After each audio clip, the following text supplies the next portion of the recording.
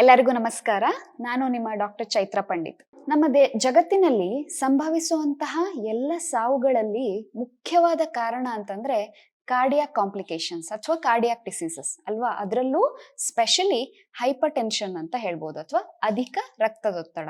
ಈ ಅಧಿಕ ರಕ್ತದೊತ್ತಡದಿಂದಾಗಿನೇ ಹಲವಾರು ಸಂಖ್ಯೆಯಲ್ಲಿ ಇವತ್ತು ಒಂದು ಜನರ ಜೀವವನ್ನ ಅದು ತೆಗಿತಾ ಇದೆ ಅಲ್ವಾ. ಹಾಗಾದ್ರೆ ಈ ಅಧಿಕ ರಕ್ತದ ಒತ್ತಡವನ್ನ ಕಡಿಮೆ ಮಾಡ್ಕೊಳ್ಳೋದಕ್ಕೆ ನ್ಯಾಚುರಲ್ ಆಗಿ ನಾವೇನು ಮಾಡಬಹುದು ಅನ್ನೋದನ್ನ ಇವತ್ತಿನ ಈ ವಿಡಿಯೋದಲ್ಲಿ ನಾನು ನಿಮ್ಗೆ ತಿಳಿಸ್ಕೊಡ್ತಾ ಹೋಗ್ತೀನಿ.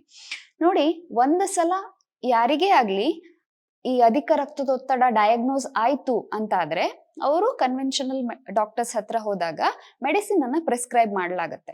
ಈ ಮೆಡಿಸಿನ್ ಅನ್ನ ಒಂದ್ಸಲ ಪ್ರಿಸ್ಕ್ರೈಬ್ ಮಾಡ್ಲಾಯ್ತು ಅಂತಂದ್ರೆ ಅವರು ಜೀವನ ಪರ್ಯಂತ ಆ ಒಂದು ಮೆಡಿಸಿನ್ ಅನ್ನ ತಗೊಳ್ಳೇಬೇಕಾಗತ್ತೆ, ಇದನ್ನ ನಿಲ್ಸೋ ಹಾಗಿಲ್ಲ ಅಂತ ಹೇಳಿದ್ದಾರೆ. ನೀವೆಲ್ಲರೂ ಕೇಳಿರ್ಬಹುದು ಇದನ್ನ ಅಲ್ವಾ.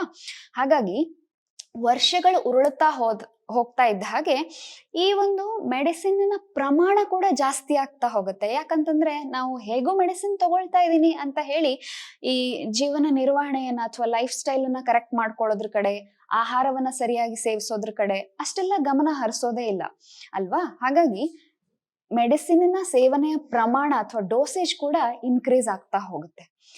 ಮತ್ತೆ ಸೆಕೆಂಡರಿ ಕಾಂಪ್ಲಿಕೇಶನ್ಸ್ ಕೂಡ ಬರ್ತಾ ಹೋಗ್ಬೋದು. ಅದರಿಂದಾಗಿ ಹಲವಾರು ಕಾಯಿಲೆಗಳು ಉತ್ಪತ್ತಿ ಆಗ್ತಾ ಹೋಗ್ಬೋದು. ಲಾಸ್ಟ್ ಅಲ್ಲಿ ಕಾರ್ಡಿಯಾಕ್ ಕಾಂಪ್ಲಿಕೇಶನ್ ಅಥವಾ ಕಾರ್ಡಿಯಾಕ್ ಹಾರ್ಟ್ ಅಟ್ಯಾಕ್ ಅಂತ ಆಗ್ಬಿಟ್ಟು ಡೆತ್ ಆಗ್ಬಿಡತ್ತೆ